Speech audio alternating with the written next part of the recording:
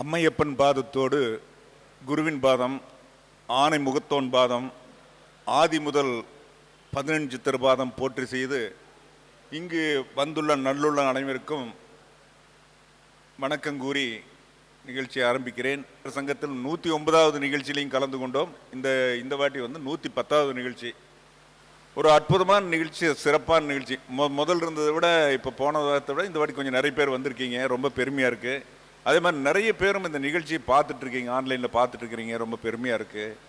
இப்போ ஜோதிடம் அப்படிங்கிறது ஒருத்தர் வளர்த்துறதில்ல, தானே வளர்ந்துட்டு இருக்கிறது தான். நாம் யாருமே பண்ண முடியாது. ஆரியப்பட்டர் காலத்திலிருந்து, வராகி காலத்திலிருந்து, சத்யாச்சாரியர்லேருந்து எத்தனையோ பேர்கள் இந்த ஜோதிடத்தில் மிகப்பெரிய முத்துக்களை எல்லாம் எடுத்து கொடுத்துருக்காங்க, ஜோதிடம்ங்கிற விஷயத்தை கொடுத்துருக்காங்க.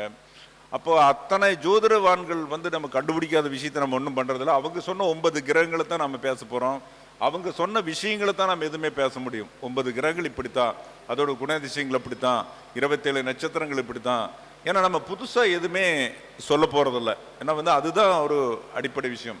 அப்போ நம்ம புதுசாக எதுவும் பண்ணுறதில்ல. ஆனால் என்னென்னா காலத்துக்கு தகுந்த மாதிரி ஜோதிடங்களில் ஆராய்ச்சி அதிகமாகும். ஒவ்வொருத்தரும் ஒவ்வொரு துறையிலையுமே ஜோதிடத்தில் ஆராய்ச்சி அதிகமாகும். அப்போ என்னன்னா இப்போ நாளுக்கு நாள் வளர்ச்சிங்கிற ஒரு விஷயத்தில் இருக்குது. அதாவது முன்பு நடந்த நிகழ்ச்சிக்கும் ஒரு 10 வருஷம். அப்போ எங்களுடைய காலகட்டத்தில் ஜோதி படிக்க போய் உட்கார்ந்தோம்னா குறைஞ்சதுன்னா 5 வருஷம் 10 வருஷம் உட்காந்துருக்கணும். ஜாதக திசை புத்தி போய் படிக்கணும். படிச்சு அதாவது யாரால் வந்தாங்கன்னா திசை புத்தி போட்டு கட்டம் போட்டு எழுதி இன்ன திசை புத்தி நடக்குது அப்படின்னு சொல்லணும். அப்போ தான் என்ன பண்ணுவோம் அப்படின்னா அவங்க பலன் சொல்லுவாங்க. அப்போ பலன் சொல்கிற போது நம்மளை பக்கத்தில் விட மாட்டாங்க. அவங்களுக்கு என்ன ஒன்று வெளியே உட்கார வச்சு திசை போட்டு கணிச்சிட்டு உட்காந்துக்கோ உள்ள உட்கார வச்சிருவாங்க. அப்போ இவனுக்கு ஒன்றுமே தெரியவே தெரியாது. ஜாதகத்தை பற்றி இவனுக்கு கணிக்கிறதுக்கு மட்டும்தான் தெரியும். திசை புத்தி போட தெரியும், கட்டத்தை போட்ட வயசு என்ன, நாள் என்ன, இப்போ என்ன நடக்குதுன்னு சொல்லக்கூடிய ஆற்றல் மட்டும்தான் அவங்களுக்கு இருக்கும். இப்படி ஒரு விஷயத்தை தான் அந்த காலத்தில் இருந்தது. அப்புறம் மறுபடியும் இதில் என்ன பண்ணுவாங்க, டைம் இருக்கிற போது என்ன பண்ணுவாங்க, பாட்டு சொல்லி கொடுப்பாங்க. பாட்டுகள் நிறைய படிக்கணும். இப்போ ஜோதிடத்தை பொறுத்தளவு நம்மளுக்கு பாடல்கள் ஞானம் இருக்கணும். சும்மா நம்ம என்னதான் பண்ணாலும் பாடல்கள் நம்மளுக்கு தெரியணும். அப்போ பாடல்கள் தெரிஞ்சால் தான் அந்த விதிகளை சொல்ல முடியும். ஒவ்வொரு விதிகளும் நம்மளுக்கு பாடல் இருக்கணும். சும்மா நீங்கள் ஞாபகத்தில் எதையும் வச்சிருக்கவே முடியாது. இப்போது எந்த ஒரு விஷயத்துக்கும் பாடல்கள் நம்மளுக்கு தெரிஞ்சிருக்கணும். அப்போ ஒரு குரு, சந்திரன், செவ்வாய், இந்த 9 கிரகங்களுக்கு 9 கிரகங்களை பற்றி எங்கெங்கே நல்லது கொடுக்கும், எங்கெங்கே கெட்டது கொடுக்கும், இது மாதிரி ஞாபகத்தில் இருந்தால் தான் பலன்களை எடுத்து சொல்கிறதுக்கு நம்மளுக்கு விஷயம் இருக்கும். அப்போ இது மாதிரி விஷயங்கள் என்னென்னா அப்போ இருந்த காலகட்டத்தில் ஜனஜனமாக ஒவ்வொரு காலகட்டத்திலையும் ஜோதிடம் விரிவாகி ஜோதிடத்தில் பல பிரிவுகள் பிரிஞ்சுது. எப்படி ஒரு அந்த காலத்தில் எங்கள் காலத்தில் ஒரே ஒரு டாக்டர். இப்போ என்னென்னா ஒவ்வொரு வியாதிக்கு ஒரு டாக்டர். ஹார்ட்டுக்கு தனியாக ஒரு டாக்டர், கிட்னிக்கு தனியாக ஒரு டாக்டர், மூட்டு வலிக்கு ஒரு டாக்டர், எலும்புக்கு ஒரு டாக்டர், இஎன்டிக்கு ஒரு டாக்டர். அப்போ அதே போல் ஜோதிடத்திலையும் பிரிவு வந்திருக்கொழிய ஆனால் உள்ள ஆராய்ச்சி தனித்தனியாக வரல. இப்போ நம்மளுக்கு இன்னும் ஒருத்தர் ஸ்பெஷலிஸ்ட் எப்படி வரலாம், 5ஆம் இடம் குழந்தையும் மட்டும் ஆராய்ச்சி பண்ணக்கூடிய ஜோதிடர். குழந்தை இவனுக்கு கிடைக்குமா இல்லையா, ஸ்பெஷலிஸ்ட். போக தமிழ்நாட்டில் நீ போய் இன்னார போய் பார், குழந்தையை மட்டும்தான் ஆராய்ச்சி பண்ணுவார் அப்படின்னு சொல்லக்கூடிய விஷயம். திருமணம், இவனுக்கு திருமணம் நடக்குமா நடக்காதா, அது எப்போ நடக்கும், அப்போ திருமணத்தை மட்டும் ஆராய்ச்சி, இப்படி எல்லாம் சொல்லக்கூடியவங்க தேடணும். அப்போ இது ஒவ்வொன்றையும் தேடுறது என்னென்னா அனுபவமாகத்தான் பேசும். இப்போ ஜோதிடம் இப்போ இன்றைக்கி நம்ம கற்றுட்டோம், இன்றைக்கே நம்ம சொல்ல முடியாது அப்படிங்கிற விஷயம்லாம் கிடையாது. இப்போது நம்ம ஐயாவெல்லாம் அவர் சொன்னார், எனக்கு 10-12 வருஷம் ஆச்சு.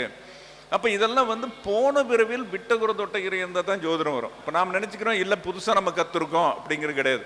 போன பிறவில் நம்மளுக்கு ஏதாவது ஒரு விஷயம் இருக்கும். அப்போ என்னென்னா எங்கள் அப்பாவெல்லாம் கிடையாது, தாத்தாவெல்லாம் கிடையாது, நான் ஜோதிடத்துக்கு வந்தேன்னா இப்போ இறைவன் என்ன பண்ணுறான், ஒவ்வொருத்தையும் தன்னுடைய காரணங்கிறதை பூமிக்கு அனுப்புகிறான். ஒவ்வொருத்தரையுமே ஏதோ ஒரு காரணத்துக்காக பூமியில் அனுப்புகிறான்.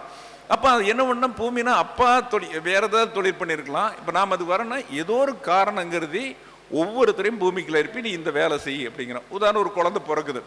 அந்த குழந்தை பிறந்தையும் என்னென்னா அதுக்கு ஆல்ரெடி டிசைடு பண்ணப்பட்டிருக்குது. என்னென்னு, அவரவர் தமக்குமுள்ள ஆயுசும் தொழிலும் பொருளும் இவர்களின் வித்தை செல்வம் எழில் மரணங்களேலும் சிவனுடைய அருளினாலே பிரம்மன் கர்ப்பத்திலே நிச்சயிப்பான். அந்த கர்ப்பம் தானம் அப்படின்னு நடக்கிற போதே ஒருத்தனோட தலையெழுத்தாருன்னு நிர்ணயிக்கப்படுகிறது அப்படின்னு சொல்லுவாங்க. இப்படித்தான் அந்த காலத்தில் அந்த ஒவ்வொரு விஷயம் கற்பதானம்ங்கிற அந்த ஆண் பெண் சேர்க்கை அந்த சமயத்திலே லக்கணம் நிர்ணயிக்கப்படுகிறதுங்கிற ஒரு விதியும் இருக்குது. அப்போ இது எப்படின்னா இதுதான் அந்த ராவணன் தனக்கு ஒரு குழந்தை பிறகுது. அந்த குழந்தை பிறந்து நீ நாட்டில் விழுந்துன்னா அந்த குழந்தையினால உனக்கு ரொம்ப கஷ்டப்படும். அந்த கற்பதான நேரத்திலே கணித்து சொல்லுகிறான். அப்போ கணித்து சொன்னதையுமே அந்த ராவணன் உடனே என்ன பண்ணுறான், தன் குழந்தை பிறந்ததையுமே என்ன பண்ணுறான், அப்படியே தண்ணியில் வச்சு விட்டுறான். ஒரு பெட்டியில் வச்சு அந்த என்னென்ன மரியாதை செய்யணுமோ அந்த குழந்தைய விட்டுறான். இது இப்போ எங்கெங்கேயோ போகுது, காற்றில் சுற்றி அடிச்சு போய் எங்கேயோ போகுது. அப்புறம் அந்த புராணத்தில் வரும்போது அந்த தசரதன் வந்து உழவு ஓட்டுறாரு. அந்த ஓட்டும்போது என்ன ஆகணும் அப்படின்னு ஜனக மகரிஷி வந்து உழவு ஓட்டுறாரு. ஓட்டும்போது என்னன்னா தங்க கலப்பில் ஓட்டுவார். ஓட்டும்போது மண்ணுக்குள்ளிருந்து ஒரு பெண் கிடைக்கிற அவ தான் சீதை. மண்ணுனா மண்ணிலிருந்து வந்தவள் சீதை அப்படின்னு சொல்லி தான் வந்து வளர்த்துறாங்க. அப்போ இதெல்லாமே வந்து ஏதோ ஒரு விஷய காரணங்கள் அந்த காலத்திலேருந்து நம்பிக்கை இருக்குது. புதுசாக ஜோதிடத்தில் நம்பிக்கை இல்லை. ஒவ்வொருத்தருமே ஒரு ஹிட்லர் இருக்காருன்னா நல்லவரை கெட்டவரை அவர் ஜோதிடத்தை ஃபுல்லாக பண்ணார். ஜோதிடங்கள் மந்திரங்கள் யந்திரங்கள் எல்லாமே பண்ணார். அப்போ இதெல்லாம் பண்ணுறதுக்கு ஜோதிடத்தில் வந்து அந்த காலத்தில் இருக்கிறது இருந்தது. இப்போ சமீப காலத்தில் இந்த கொரோனா என்ற ஒரு வியாதி வந்த பிறகு நிறைய ஜோதிடர்கள் ஏகப்பட்ட பேர் ஜோதிடத்தை ஆராய்ச்சி பண்ண வந்துட்டாங்க. ஏன் ஆராய்ச்சி பண்ண வந்துட்டாங்க அப்படின்னா எங்கே போனால் ஒரு தெளிவான விடை கிடைக்கல. அப்போ ஒன்று கற்றுக்கலாம். ஒரு ஜோசியர் 10 ஜோசியர் பார்க்குறோம், நம்ம பலன் படிச்சுக்கலாங்கிற ரீதியில் வந்தவங்க நிறைய பேர் ஜோதிடர். அப்போ அதை வச்சு நம்ம சொல்கிறது என்னென்னா, இவங்க ஜோதிடர் ஆகணும்னு ஆல்ரெடி ஜாதகத்தில் இருந்தால்தான் ஜெயிக்க முடியும். இப்போ ஜாதகத்தில் இல்லைன்னா வந்து ஜோதிடன் ஆக முடியாது. அது எந்த தொழிலாக இருந்தாலும் அவனுக்கு இருக்கணும். இப்போ இன்னொருத்தங்க காசு பிடுங்கன்னு என்ன யோகம்? 2 8 கூட ஒன்று சேர்ந்துருந்தா மட்டும்தான் இன்னொருத்தங்க காசு நம்மளுக்கு கிடைக்கும். இல்லைன்னா ஜோதிடத்தில் 2ங்கிறது பேசுறது, 8ங்கிறது 7ஆம் இடத்துக்கு 2 இன்னொருத்தரோட பணம். அப்போது அந்த பேச்சாற்றல் நம்மளுக்கு இருந்துனா மட்டும்தான் அந்த 2 8 ஒன்று சேர்ந்து இருந்தனாலோ அல்லது திரிகோணத்தில் இருந்தனா தான் பணம் சம்பாதிப்பாங்க. யார் வேணாலும் சரி. இல்லைன்னு என்ன பண்ணுவாங்க? எனக்கு கொடுக்கறது கொடுங்க, எப்பா உனக்கு கட்டணம் கொடுக்கறது கொடுங்க. அப்போ அந்த கேட்டு வாங்கக்கூடிய அமைப்புங்கிறது 2ங்கிறது பேச்சாற்றல் நல்லா இருக்கணும். அப்போ பேச்சாற்றல் என்ன அப்படின்னு கேட்டிங்கன்னா, 2ல் என்னென்ன கிரகம் இருக்குதோ அதுக்கு தகுந்த மாதிரி தான் பேச்சாற்றல் இருக்கும். செவ்வாய் வந்து வெட்டொன்று துண்டு 2ஆக தான் இருக்கும். அப்புறம் ஆக இருந்து என்ன பாம்பு, எதை பார்த்தாலும் மோசமாக தான் இருக்குதுன்னு சொல்ல நல்ல வாக்கே சொல்ல மாட்டான். அப்போ இது போல் என்ன ஒவ்வொரு கிரகங்களும் இருக்கும். சுக்கரன் இருக்குதா, புதன் இருக்குதா, நளினமாக பேசி காய் நகுத்துறது. அந்த புதனெல்லாம் இருந்ததுன்னா எவனை தன் கைவசப்படுத்திக்கூடிய ஆற்றலாக்கும் புதனுக்கும் சுக்கரனுக்கும் இருக்கும். அப்போ இது போல ஒவ்வொரு கிரகங்களும் தன்னுடைய அதே மாதிரி 2ல் குரு இருக்குது. யாரை கேவலப்படுத்துற மாதிரி சொல்ல முடியாது. ஏன்னா குருங்கிறது குருவோட தகுதியில் தான் இருக்கும். யார் 2வது அந்த இடத்து பாதிக்குதாங்கிறதுல வேற விஷயம். அவங்க வந்து அப்படித்தான். அப்போ நம்ம என்ன பண்ணணும்? கத்துக்கிறது நிறைய விஷயம். ஆனால் கத்துட்டு வந்து அதையே வழிநடத்து அதை ஃபாலோ பண்ணுறதுங்கிறது மிகப்பெரிய விஷயம். அப்போ என்னன்னா முதல் ஒரு விஷயம் நம்ம ஐயா சொன்னார், விஜய் பூபதிராஜன் சொன்னார். அதாவது கத்துக்கு வரைக்கும் குரு வேணும், கத்து விட்டு பிறகு குரு தேவையில்லை அப்படிங்கிற ஒரு விஷயம் இருக்கு. ஆனால் குரு எந்த காலத்துலையும் குரு இருக்கணுங்கிற விஷயம் தான் இருக்குது. உதாரணம் அதுக்கு என்ன அப்படின்னு கேட்டிங்கன்னா, ஒரு காலத்தில் லாங் ஏகோ தேரையர் அப்படின்னு சொல்லி இருந்தார். அவருடைய குருநாதர் தான் யார் அப்படின்னா அகஸ்தியர். அப்போ அகஸ்தியருக்கு திடீர்னு என்ன அப்படின்னு கேட்டிங்கன்னா, அகஸ்தியருக்கு திடீர்னு கண்ணு தெரியாம போயிடுது. அப்போ கண்ணு தெரியாம போனதுனால என்ன பண்ணுறாருன்னா உடனே கூப்பிட்றாரு, யாருங்கிறப்ப தேரையர் கூட்டிட்டு அப்படிங்கிறப்பல. அப்போ இங்கிருந்து போகிறவன் என்ன பண்ணுறாரு அப்படின்னு கேட்டிங்கன்னா, அவர் சொல்கிறாரு, நீ போகிறபோது ஒவ்வொரு இடத்துலையும் புளி மரத்துக்கு அடியில் உட்காந்துட்டே போ அப்படின்னு சொல்லி யார் சொல்லி விடுறாரு? அகஸ்தியர் சொல்லி விடுறாரு. நேராக அங்கே போகிறானு போய் சங்கி உடிஞ்சு போய் அங்கே போகிறானுங்க. அப்போ போனதையும் என்னாச்சு அப்படின்னு கேட்டிங்க, இப்படி நம்ம ஐயாவுக்கு வந்து கண்ணு தெரியாமல் போச்சு அப்படிங்காட்டி, ஐயா நம்ம குருநாதருக்கு ஆகி போச்சா, நீங்கள் என்னடா கஷ்டப்பட்டு நீங்கள் நொஞ்சு போய் வந்திருக்கீங்கன்னா, ஒன்றும் இல்லை, இப்படி புளிய மரத்துக்கு அடியில் உட்காந்து அடற புளிய மரத்துக்கு வந்து கைகாலவாதம் வியாதி வந்துடும். அது மனுஷனை போல் ஆக்சிஜனை எடுத்துட்டு கார்பன் டை ஆக்சைடு விட்டு சரி, நீ அதில் போய் தூங்கி வந்தீங்களாடா வீணாக போனவங்களேன்னு சொல்லி போட்டு போகிற போது வந்து வேப்ப மரத்துக்கு அடியில் போங்கடா அப்படின்னு சொன்னார். வேப்ப மரம் ஃபுல்லாகவே வந்து சுத்தமான ஆக்சிஜனை விடக்கூடியது. அதே மாதிரி 24 மணி நேரம் ஆக்சிஜன் விடக்கூடியது அரச மரம். அப்புறம் என்ன பண்ணார்? அந்த அரச மரத்துக்கு அடியில் வந்து இங்கே வந்தார். அப்புறம் அதே மாதிரி சொன்னபடி என்ன பண்ணார்? தேரையரும் இங்கே வந்தார்.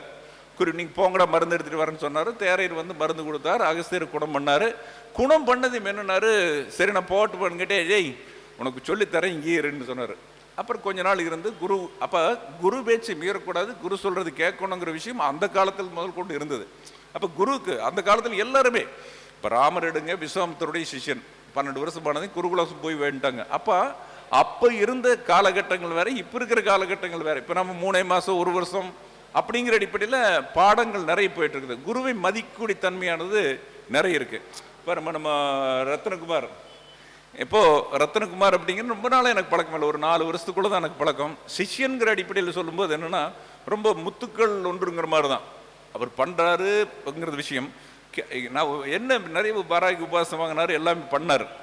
நான் சொன்ன ஒரே ஒரு விஷயம் தான் சொன்னேன், ஐயா என்ன பண்ணுறதுனாரு, நீ என்ன வேணாலும் உபாசம் பண்ண, திடமாக சொல்ல, எதாக இருந்தாலும் ஒத்த வரி திடமாக சொல்ல, இந்த விஷயம் தான் சொல்லி கொடுத்து தெளிவாக உட்காந்து ஆசிலேஷன் இருக்காது. எதை சொன்னாலும் திடமா சொல்லு.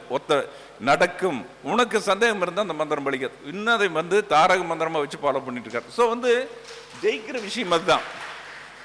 ஜெயிக்கிற விஷயங்கிறது குருங்கிற விஷயத்தை ஃபாலோ பண்ணும்போது ஜெயிச்சிடும். இப்போ பாரு, பாஸ் பாஸ் பார்க்க ஏதோ திட்டமாக அடிச்சு சொல்லு, கண்டிப்பாக நடக்கும். ஏன்னா மந்திரம் வாக்கில் சொல்லக்கூடிய விஷயம். ஏன்னா வந்து அதில் வந்து எத்தனையோ விஷயங்களுக்கு பாஸ் பாஸ் என்னமோ மோசம் அப்படிங்கிறாங்க, அப்படிலாம் கிடையாது. ஏன்னா அதில் வந்து எழுத்துக்களை சொல்லுங்க, ஆங்கில எழுத்துக்களை வச்சு ஜெபம் பண்ணுறது, தலைக்கு வச்சு படுக்க, நாமளே ஒரு எந்திரங்களை எல்லாம் திருமூலர் எந்திரங்கள்லாம் கொடுக்குற, தலைக்கு வச்சு படுக்கிறது. இப்போ ஒரு காய்ச்சலுக்குன்னா முடியாத காய்ச்சலால் ஒரு 10 நிமிஷம் 5 நிமிஷம் நீக்கிடலாம் காய்ச்சல். அதுக்கு எந்திரங்கள் உண்டு. தலைக்கடியில் படுத்து வச்சுட்டா அது வந்து ஒரு 5 நிமிஷம் 3 நிமிஷத்தில் காய்ச்சல் காணாமல் போயிடும். அப்போ இதெல்லாமே வந்து அந்த காலத்தில் நம்ம முனிவர்கள் சித்தர்கள் சொன்னது உண்மைதான். அப்போ என்னன்னா அந்த குருங்கிற போது என்னன்னா அவருடைய உடம்புல அத்தனை சக்தியும் சேர்ந்து அவர் சொல்றத வந்து நடக்க வைக்குது. ஸோ வந்து அப்படி வந்து ஒரு முத்து போல இருந்து அவர் ஜெயிச்சாரு. அதே போல நம்ம அன்பு மகன் பிரகாஷ், அன்பு மகன் பிரகாஷும் வந்து ரொம்ப சிறப்பான மனிதர் தான். இப்போ மதுரையில் கல்யாணத்துக்கெல்லாம் போனோம், ரொம்ப சிறப்பாக கவனிச்சார். மற்றவங்களுக்கு கவனிச்சாரின்னு எனக்கு நல்ல சிறப்பான கவனிப்பு இருந்தது. அதாவது ஒரு இல்லை ஒரு அதாவது எப்படின்னா மற்றவங்களை யார் மதிக்கிறாங்களோ அப்போ தான் நம்மளுக்கு மதிப்பு வரும். இப்போ ததாஸ்துன்னு சொல்கிறோம், நல்லாருன்னு சொல்லும்போது நாமை மற்றவங்களை நல்லாருன்னு சொன்னால் மட்டும்தான். இப்போ நான் எல்லா விஷயம் நல்லாருன்னு தான் சொல்லுவேன். நம்மளை நல்லாருன்னு எல்லாரும் சொல்லுவாங்க. ஸோ வந்து எனக்கு பொறுத்தவரை தமிழ்நாட்டில் யாரும் பகைகள் கிடையாது. எல்லா இடத்துக்கும் போவே எங்கே எதுக்கு எதிரி எதுக்கு உருவாக்கணும்? ஜோதிடன் என்பவன் 27 நட்சத்திரத்தையும் நம்மளுக்கு தெரியும், கேரக்டர் தெரியும். அப்போ நமக்கு ஒவ்வொருத்தர் குணம் தெரியும் போது நம்ம என்ன யாரையும் எதிர்க்க வேண்டிய அவசியம் இல்லை, குறை சொல்ல வேண்டிய அவசியம் கிடையாது. தெளிவான விஷயம். அப்போ அசுவினி இப்படித்தான் இருக்குன்னு தெரியும், பரணி இப்படித்தான் தெரியும், கார்த்திகை இப்படித்தான் தெரியும். அப்போ நாம் என்ன பண்ணணும்? நாம சரியா வாழ தெரிஞ்சா மட்டும்தான் ஜோசியன். இப்போ நாம் இல்லை நீ சொன்னது இப்போ கான்ட்ரோவர்சிக்கு வர்றது, தர்க்கத்துக்குள்ள வர்றது, இதெல்லாமே வந்து கொஞ்சம் பேச்சை குறைக்கலாமே, பேசணுமா? நான் வேணா கொஞ்ச நேரம் நிற்கிறேன், பேசுங்க, பேசி முடியும். ஏன்னா பேசிட்டு இருந்தேன்னா அந்த சத்தம் எனக்கு அதிகமாக கேட்கும், பேச முடியாது. ஸோ வந்து ஒரு விஷயமானது நல்லபடியாக நடக்கணும் அப்படிங்கிற விஷயத்தில் வரும்போது எப்படின்னு கேட்டேன்னா நம்ம இன்வால்மெண்ட்டு, நம்முடைய மன ஒருமைப்பாடு இருக்கிறவங்க மட்டும்தான் ஜெயிக்கிறான். இங்கே எதில் குதிரை கடிவாளம் போட்ட மாதிரி ஓட்டப்பந்தயத்தில் ஓடணுமா? மகன் அதைத்தான் செஞ்சுட்டு இருக்காப்புல. இப்போ மதுரையில் நிகழ்ச்சி நடத்துகிறோம், ஓட்டப்பந்தயத்தில் ஓடணுமா, நம்ம ஜெயிக்கணுமா, நம்ம பார்வை எங்கே இருக்கணும்? அங்கே இருக்கிற கோப்பம் மேலே தான் இருக்கணும். நாம் பக்கத்தில் யார் ஓடுறாங்க இவங்க அதெல்லாம் பார்க்கவே கூடாது. நீ ஜெயிக்கிறியா? அங்கே மேடை பார், அங்கே இருக்கிறது பார், அப்போ நீங்கள் யூ கேன் வின். அப்போ கடிவாளம் குதிரைக்கு அதுக்கு தான் போடுறாங்க. அப்போ நாம் வந்து நம்மளுக்கு நாமளே கடிவாளம் போடலினா மற்றவன் பற்றி டச் பண்ண வேண்டாம். நம்ம உயரத்தை நோக்கு, உச்சத்தை நோக்கு, போயிட்டே இருக்கு, மேலே போய் டார்கெட் அதுதான், வானமே எல்லை, போயிட்டே இருக்கலாம். பணம்ங்கிறது 2வது விஷயம். தொழிலை கரெக்டாக செய்யணும், தொழிலில் தப்பு வரக்கூடாது. பணத்துக்காக ஜோசியத்தில் வச்சு நம்ம ஏமாத்துறது பரிகாரமெல்லாம் சொல்லக்கூடாது. ஏன்னா எல்லாமே பெரும்பாலுமே வந்து நம்மளுக்கு பணம் வேணும், 10,000 20,000 எவ்வளோ வேணாலும் வாங்கிக்கோ, எனக்கு சரியான பரிகாரமாக இருக்கணும், எவ்வளோ வேணாலும் வாங்கிக்கோ. அது வந்து உன்னுடைய திறமை, ஆண்டவன் கொடுக்கக்கூடிய அமைப்பு. ஆனால் எந்த காலத்திலும் பொய் சொல்லி அவனை ஏமாத்திருக்கோ, அவன் சாபம் கொடுக்குற மாதிரி சொன்னால் அந்த சாபம் பலிக்கிறக்க ஆரம்பிச்சிடும். ஒரு சொட்டு கண்ணீர் விட்டாலும் கூட ஏமாந்து போயிடுவோம். அதனால தான் ஜோதிடர்கள் நிறைய பேர் வந்து ஜோதிடர் தொழில் ஆகாது, குடும்பம் ஆகாது, மந்திரவாதி குடும்பம் ஆகாதுன்னு சொல். காரணம் என்னென்னா நம்மளை ஏமாத்துறோம், அதோட சாபத்தை விலைக்கு வாங்கிக்கிறோம். 10,000 20,000 50,000 1 லட்சம் வாங்குறேன். இது எப்போனா நல்லது நடக்கும், நடக்க வரைக்கும் இருக்கு. அப்போ இவன் ஜெயிக்கணும்னு என்ன பண்ணணும் அப்படின்னா இவனுக்கு அந்த இன்டியூஷன் பவர் இருக்கணும்.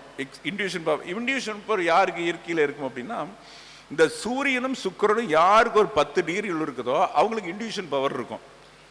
சூரியனும் சுக்கிரனும் ஒரு 10 டிகிரி 5 டிகிரி எவ்வளவு நெருக்கமாக இருக்குதோ அவங்களுக்கு இன்டியூஷன் பவர் ஒருத்தர் பார்த்தாவே சொல்லக்கூடிய ஆற்றல் இருக்கும். அதே போல இந்த ராசியில் 12 ராசி இருக்குது பார்த்தீங்களா? 12 ராசியில் ஒவ்வொரு ராசியிலையும் முதல் பாதத்தில் இருக்கிறவனுக்கு பூரா அறிவு, இன்டியூஷன் பவர், ஞாபக சக்தி, ஆன்மீக வழிபாடு, ஒரு சின்ன குழந்தையிலிருந்து என்னென்னு சொன்னால் அத்தனை ஞாபகம் இருக்கும் ஒவ்வொரு ராசியிலையும் முதல் பாதத்தில் இருக்கிறவன். அப்போ நம்ம இதெல்லாம் என்னொன்று ஒரு ஜாதகத்தை எடுத்து பார்க்கும்போது நம்மளுக்கு தெரிஞ்சிருவேன் எப்படிப்பட்டவன் அப்படிங்கிற. அசுவினி 1 ஆகட்டும், கார்த்திகை 2 ஆகட்டும், மிருசீரிசு 3 ஆகட்டும், புனர்வசு 4 ஆகட்டும், இது ஒவ்வொன்றிலையுமே முதல் பாதங்கள் இன்டியூஷன் பவர் இருக்கும், ஞாபக சக்தி இருக்கும், பக்தியில் இருக்கும், ஆன்மீகத்தில் போகும். மற்ற ஜெயிக்கல, ஆனால் அந்த அவனோட லைக் குதிரை கடிவாளம் மட்டும் அதில் தான் போயிட்டு இருப்பான். அப்போ அதே சமயத்தில் இதுதான் இருக்கும். அதே மாதிரி ஒவ்வொரு நட்சத்திரத்தையுமே 2வது பாதங்கள் என்ன வாய் நிறைய பேசும். நம்ம வாய் பேசித்தான் நாசமாக போகிறது. இப்போ எல்லாமே ஒவ்வொரு ராசியிலையுமே 2வது பாதம் வந்து வாய் பேசும். அப்போ நம்ம என்ன நினைக்கிறோன்னா ஜட்ஜ்மெண்ட் பண்ணிக்கிறோம், இவன் ஜெயிக்குமானா ஜெயிக்க மாட்டான். அப்போ வந்து ஜெயிக்கிறவங்க மட்டும்தான் சொல்லணும். பரிகாரம் சொல்லும்போது ஜெயிக்கிறவங்க மட்டும்தான் சொல்லணும், இல்லைன்னு சும்மா பரிகாரம் சொல்லக்கூடாது. அப்போ நம்ம ஒரு பரிகாரம் சொன்னால் பூஜை சொன்னால் அவன் வந்து ஒரு 90 நாளுக்குள்ளேயாவது பரிகாரம் பண்ணுறவனுக்கு தான் சொல்லணும். தெளிவான சாமி. அதனால நீங்கள்லாம் ஜெயிக்கிறதுக்கு என்ன பண்ணணும் அப்படின்னு கேட்டிங்கன்னா, திடமாக சொல்லுங்கள், தைரியமாக சொல்லுங்கள், சொன்னது நடக்கும், கண்டிப்பாக நடக்கும். என்னோட மகன் அப்படிங்கிற பேரை காப்பாற்றுங்க, அதுதான் எனக்கு வேணும். அதாவது ஜெயிக்கணும். அதாவது ஒரு பரிகாரம் சொல்லும்போது இதுதான் குத்து மதிப்பாக அள்ளி வீசிடக்கூடாது, எல்லாத்துக்கும் ஒரே வீசிடக்கூடாது. உதாரணம் வந்து இப்போ குரு நடக்குது, குரு எப்போ ஜெயிக்கும் இப்போ அப்படிங்கிற விஷயம் நம்ம தெரிஞ்சுக்கணும். குரு எப்போ ஜெயிக்கும்? இப்போ நீங்கள் 12 ராசியில் குரு எந்த வீட்டில் இருந்தால் ஜெயிக்கும்? யாராவது சொல்லுங்க பார்க்கலாம். யார் வேணா சொல்ல. குரு இப்போ நம்ம எல்லாருமே ஜோதிடர் தான், நீங்கள் எல்லாமே ஜாம்பவான் தான், கெட்டிக்காரர் தான். குரு எந்த வீட்டில் இருந்தால் ஜெயிக்கும்? மேஷம், ரிஷபம், மிதுனம் 12 வீடு இருக்குது. எந்த வீட்டில் இருந்தால் குரு ஜெயிக்கும்? யோசனை பண்ணி சொல்லுங்க, கடைசிக்குள்ள சொல்லுங்க. அப்போ இதெல்லாம் சொல்றதுக்கு என்ன அப்படின்னு கேட்டோன்னா, ஜோதிடத்தில் என்ன நம்ம ஜோதிடத்தை இப்போ நம்ம ஜட்ஜ்மெண்ட் எடுக்க முடியல. பார்த்தீங்களா? யாராவது ஒருத்தராவது சொல்லணும். இங்கே இருக்கிறவங்க வந்து ஜட்ஜ்மெண்ட் எடுக்கணும் அடுத்த நிமிஷம். அப்போ குரு எந்த வீட்டில் ஜெயிப்பார்? மேஷத்தில் ஜெயிப்பாரா, ரிஷபத்தில் ஜெயிப்பாரா, மிதுனத்தில்?